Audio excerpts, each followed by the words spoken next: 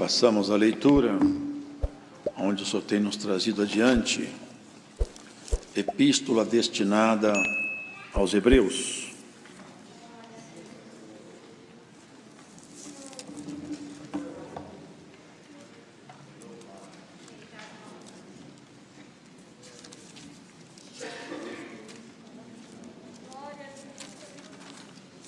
No capítulo de número 3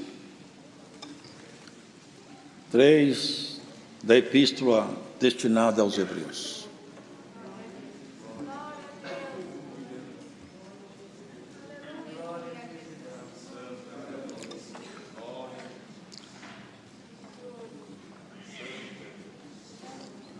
Pelo que, irmãos santos, participantes da vocação celestial, considerai Jesus Cristo, apóstolo e sumo sacerdote da nossa confissão, sendo fiel ao que o constituiu, como também o foi Moisés em toda a sua casa. Porque ele é tido por digno de tanto maior glória do que Moisés, quanto maior honra do que a casa tem aquele que a edificou. Porque toda casa é edificada por alguém, mas o que edificou todas as coisas é Deus.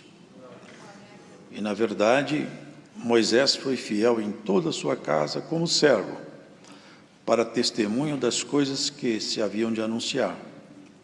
Mas Cristo, como filho, sobre a sua própria casa, a qual casa somos nós, se tão somente conservarmos firme a confiança e a glória da esperança até o fim. Portanto, como diz o Espírito Santo, se ouvirdes hoje a sua voz, não endureçais os vossos corações, como na provocação, no dia da tentação no deserto, onde vossos pais me tentaram, me provaram e viram por 40 anos as minhas obras. Por isso me indignei contra essa geração e disse: estes sempre erram em seu coração e não conheceram os meus caminhos. Assim jurei na minha ira, que não entrarão no meu repouso. Vede, irmãos, que nunca haja em qualquer de vós um coração mau e infiel, para se apartar do Deus vivo. Antes exortai-vos uns aos outros todos os dias, durante o tempo que se chama hoje, para que nenhum de vós se endureça pelo engano do pecado, porque nos tornamos participantes de Cristo, se retivermos firmemente o princípio da nossa confiança até o fim. Enquanto se diz: hoje, se ouvirdes a sua voz, não endureçais os vossos corações como na provocação. Porque, havendo alguns ouvido, o provocaram, mas não todos os que saíram do Egito por meio de Moisés. Mas com quem se dignou por 40 anos, não foi porventura com os que pecaram, cujos corpos caíram no deserto? E a quem jurou que não entraria no seu repouso, senão aos que foram desobedientes? E vemos que não puderam entrar por causa da sua incredulidade. Amém.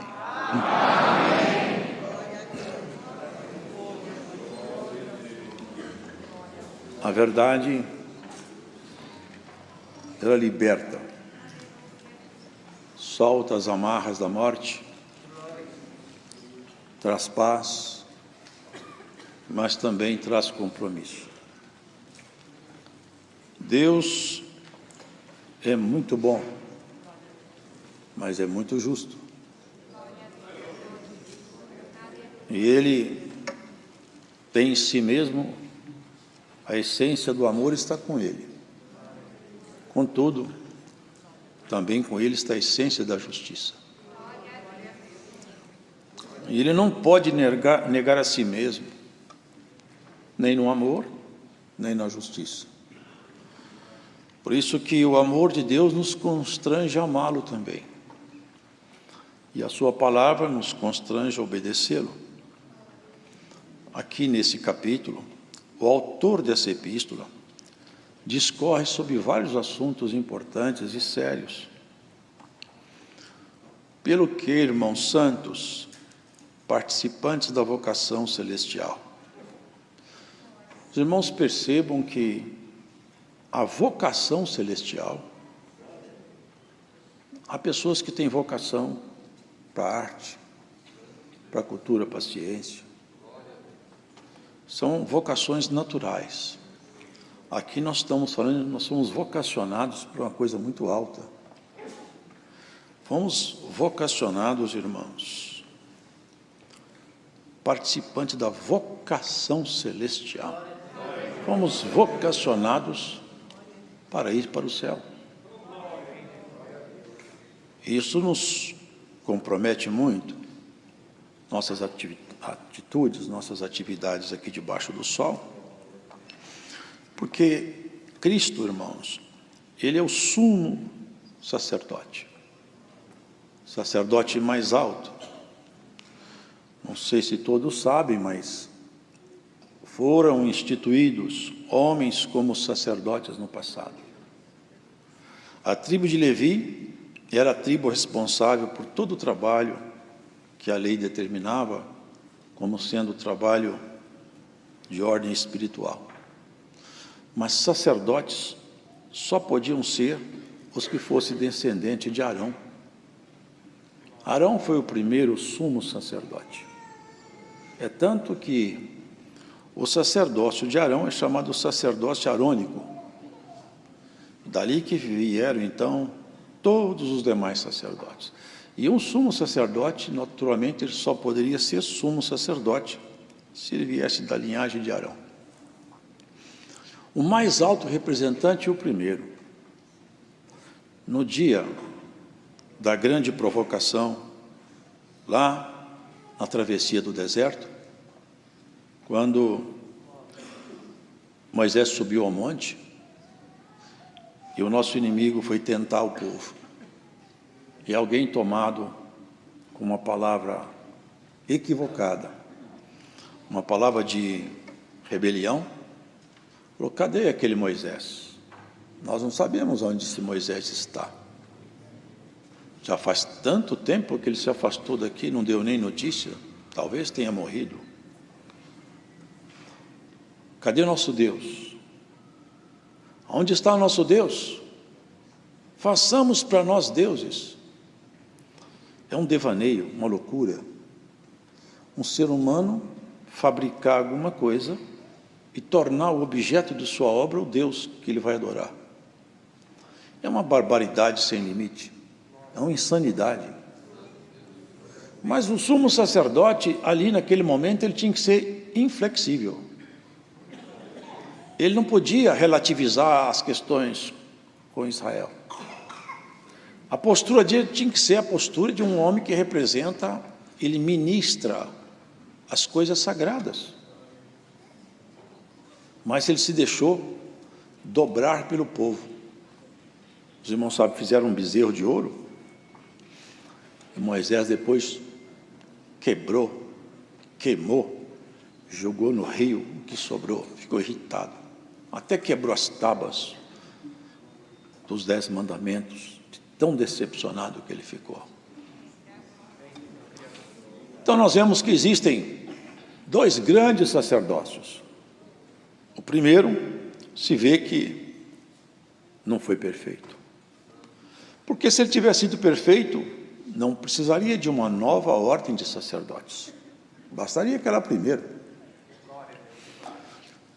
E essa primeira ordem, quando eles ministravam, o sumo sacerdote em particular, ele entrava no tabernáculo, no templo do deserto, e depois no templo mesmo de Jerusalém.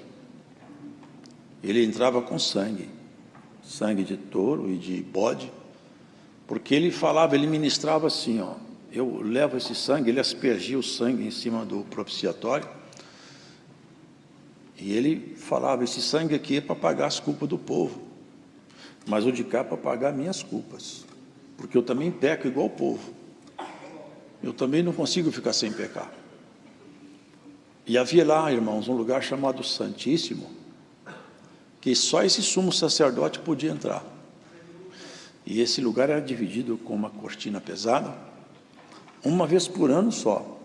o sacerdote podia entrar ali e ele colocava na sua cintura, colocava uns sinos, e na medida que ele ia andando para dentro do primeiro ambiente, que era o santo, e ele ia entrar no segundo, os sinos faziam seu ruído. Ele tinha na mão um incensário. E quando ele entrava no santuário, ele estava debaixo de um cuidado tremendo. Se ele entrasse ali de qualquer jeito, Deus matava ele na entrada do tabernáculo.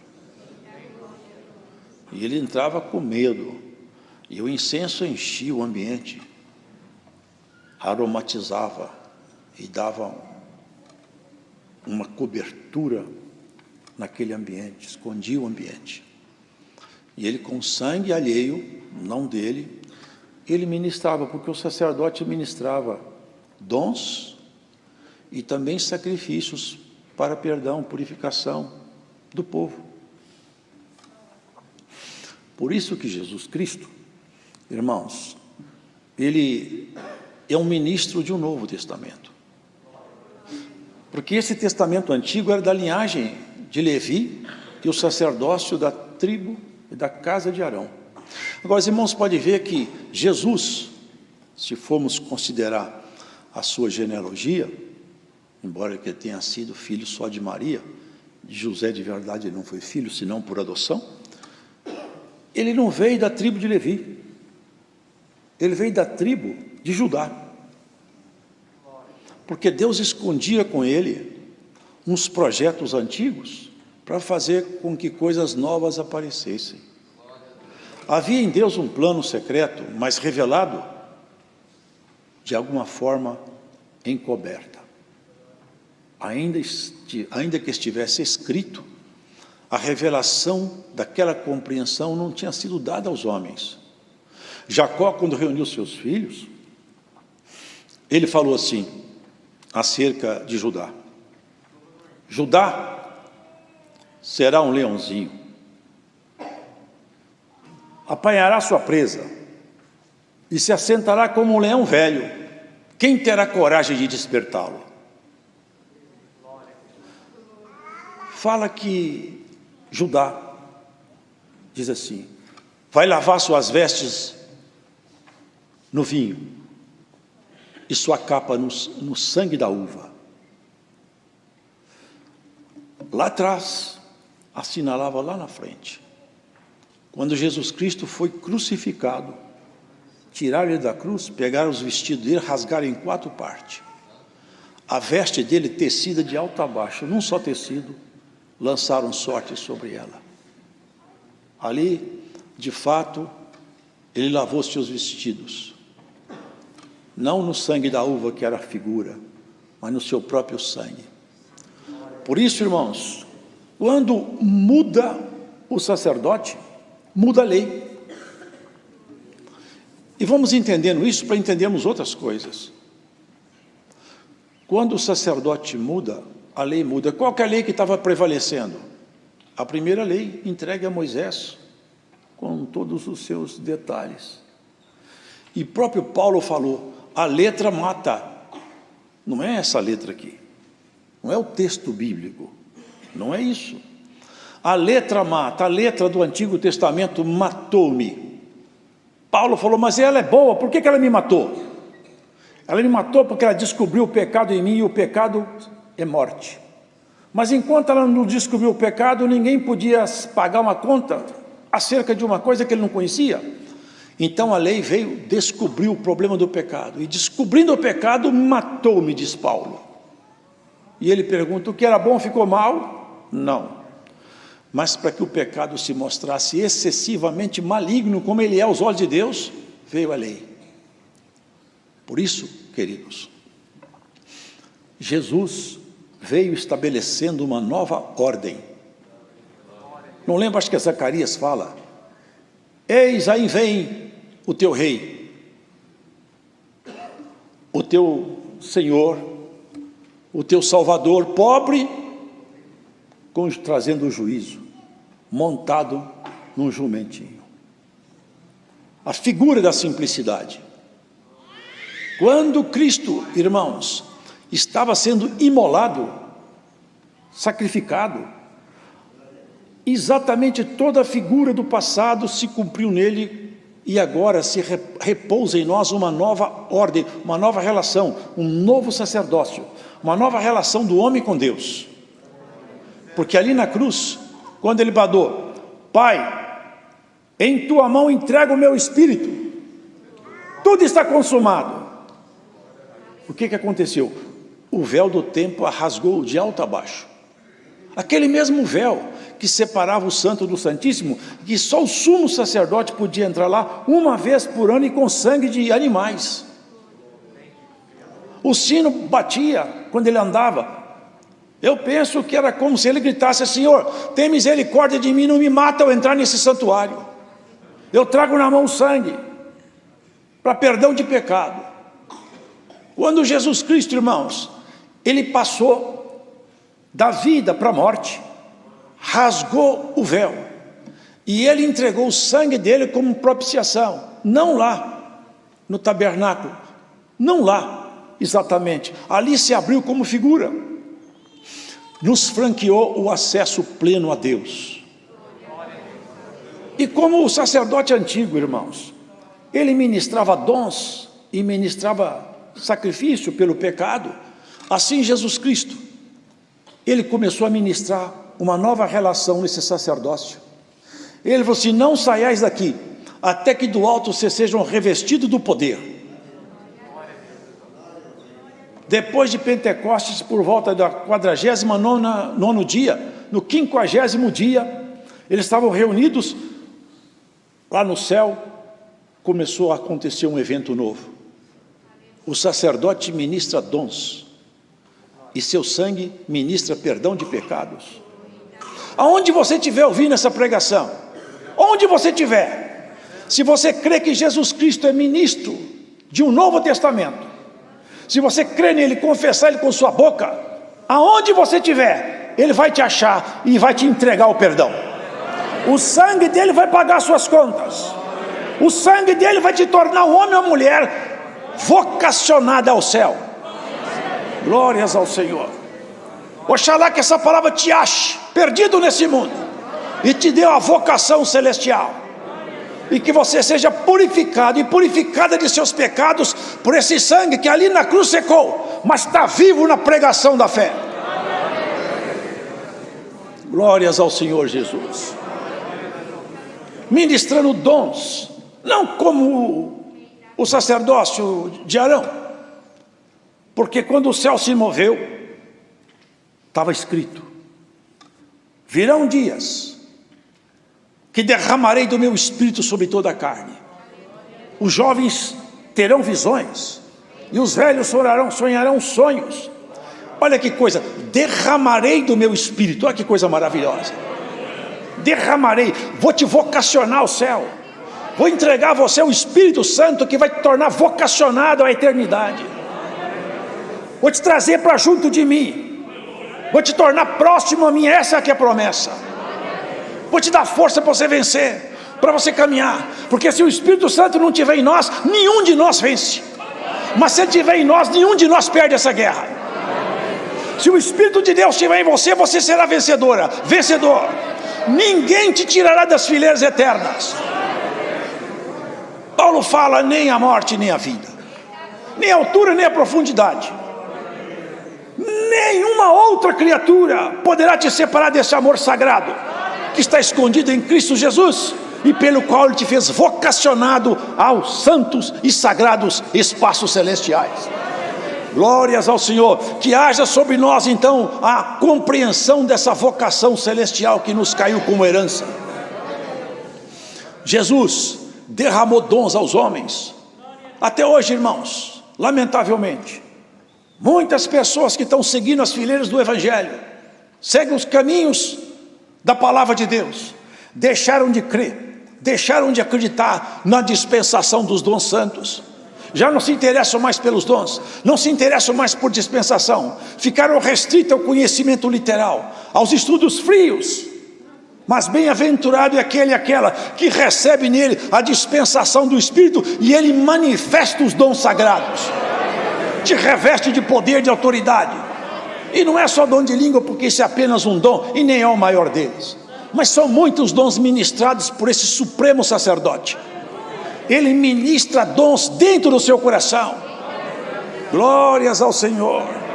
Ó mulher, ó homem vocacionado ao céu, dá graças a Deus porque Ele te encontrou nesse mundo perdido. Sabe o que fala dele? Lá atrás, numa profecia sagrada na boca de Jacó, o cetro está sobre ele, e o legislador não se arredará de seus pés. Sabe o que é o legislador? Aquele que faz leis, escreve leis. E lamentavelmente nós vemos por aí legisladores escrevendo leis contra a própria palavra, tentando legislar contra a própria palavra de Deus. Mas esse legislador santo, cujo nome está escrito aqui, legisla dentro de nós a lei sagrada. A profecia sobre ele é essa. Olha que coisa maravilhosa.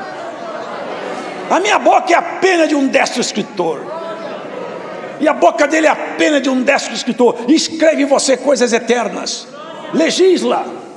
Lá em Salmo está escrito: Judá é o meu legislador.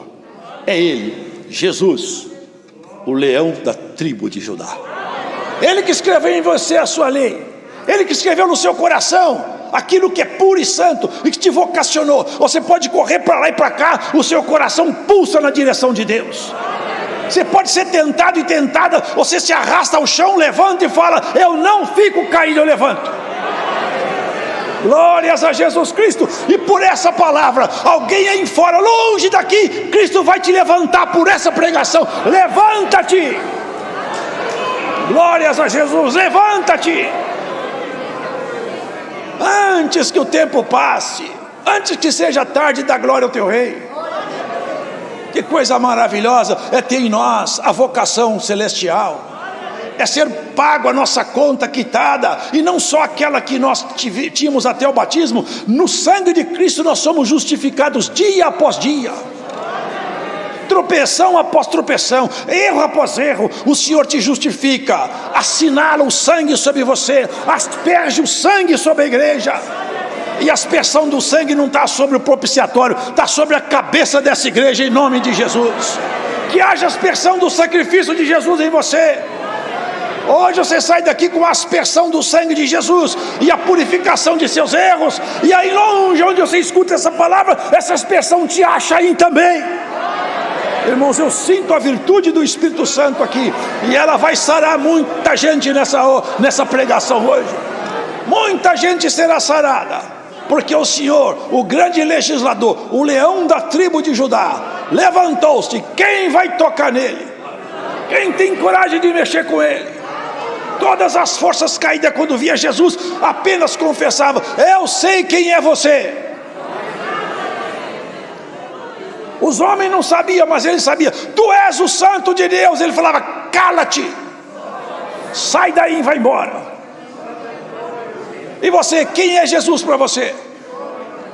Quem é Jesus Cristo na sua vida? É o meu Deus e Senhor poderoso.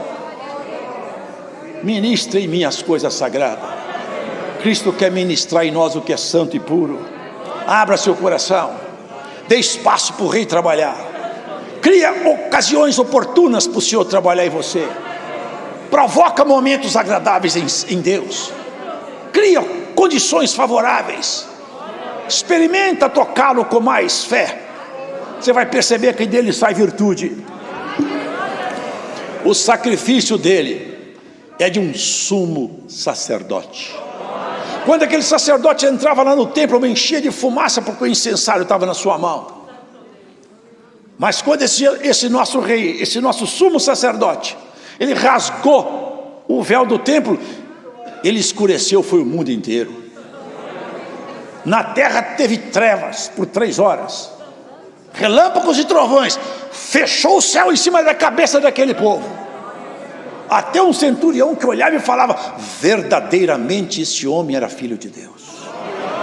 Verdadeiramente ele era filho de Deus. Verdadeiramente ele é filho de Deus. Verdadeiramente ele é Deus. Verdadeiramente ele é rei sobre nós, sacerdote sobre nós, sumo sacerdote, na ordem dos Melquisedeque, não na ordem de Arão. Sabe qual que é a ordem dos Melquisedeque? Ordem de sacerdote eterno, que não tem princípio de dias, não tem genealogia, não tem pai, não tem mãe, não tem começo, nunca começou a existir. Você consegue entender isso aí? Dá para entender isso? Nunca teve um dia que ele começou. Sabe por quê? Porque ele sempre existiu. É acima da sua competência intelectual isso aí, acima da nossa competência. Nunca começou, nunca vai terminar, porque ele para sempre é Senhor. Nessa ordem de sacerdócio, ele é o topo, o mais alto, e sendo tão alto, se abaixou tão baixo, e se identificou como homem, e foi um homem tão perfeito e não fantasiado, que ele teve fome, até chorou, porque ele se misturou com a raça humana, se misturou, de tal maneira, que não havia como não identificá-lo como filho de homem, e não há como não identificá-lo como filho de Deus, porque se a sua natureza humana foi exposta e expressa, a sua natureza divina foi revelada, mostrada, foi vivificada pelos apóstolos, até Pedro, João e Tiago. Um dia, no Monte da Transfiguração, ele começou a modificar a sua natureza externa, e começou a mostrar quem estava dentro dele. Pedro foi tomado de uma alegria tão grande, que falou: vamos fazer uma cabana aqui, não vai embora ninguém, não vai ninguém embora daqui, vamos todo mundo morar aqui, isso aqui está bom demais, porque ali o Senhor começou a revelar a sua natureza. Quando Cristo revelar a natureza definitiva dele para essa igreja vai dar regozijo, salto, pulo de alegria. Quando Cristo revelar a essência, a pureza, a grandeza, a deidade, o absoluto poder, a glória plena, quando ele se revelar a nós vamos entrar em êxtase, nós vamos saltar de alegria, com a diferença que nós nunca mais vamos chorar, nunca mais você vai enxugar lágrima, nunca mais você vai falar: esse ano foi só prejuízo, só choro, só lágrima, lá em casa foi uma desgraça, o inimigo destruiu minha casa. Nunca mais você vai falar isso, porque Cristo está construindo a sua casa. O sumo sacerdote está edificando a sua morada. Guarda isso. O Senhor te vocacionou para o céu. Sua vocação é morar com Deus. Você pode fazer o que você quiser, mas você está vocacionado ao céu. A vocação nos arrasta de volta aos pés do Senhor. Quem é que pode entender essa palavra, que entenda. Quem pode recebê-la, que receba. Porque nesse sacerdócio não é mais como antigamente, era tudo aparência, é tudo exterior, agora é tudo interior. Às vezes uma coisa simples que você faz, está no fundo do seu coração, você já ministrou para o Senhor alguma coisa. Os mínimos gestos, a mínima coisa que você faz para Deus, Ele aceita e agrada. Um canto, um pensamento que você leva para Ele numa tarde na cozinha, um cântico que você canta no trânsito, uma palavra para alguém que está desesperado, você fala: Jesus Cristo vai te ajudar, eu tenho certeza que Jesus gosta de você, o Senhor vai te pagar. Ministra esse sacerdócio, fala por todo mundo, onde você mora, onde você está, na sua casa, nos seus filhos, parentes, fala: Jesus Cristo é bom e Ele vai te ajudar. Anuncie o sacerdócio de Jesus, Ele vai te pagar, vai te recompensar. Eis que Ele é vindo por sobre os montes. Quantas leis estão sendo, irmãos, muitas leis virão e não nos serão favoráveis, mas a lei eterna está escrita no teu coração. Você não negará a sua inclinação mais forte, você não vai se afastar do berço da tua origem espiritual. Essa é a palavra. Deus seja louvado.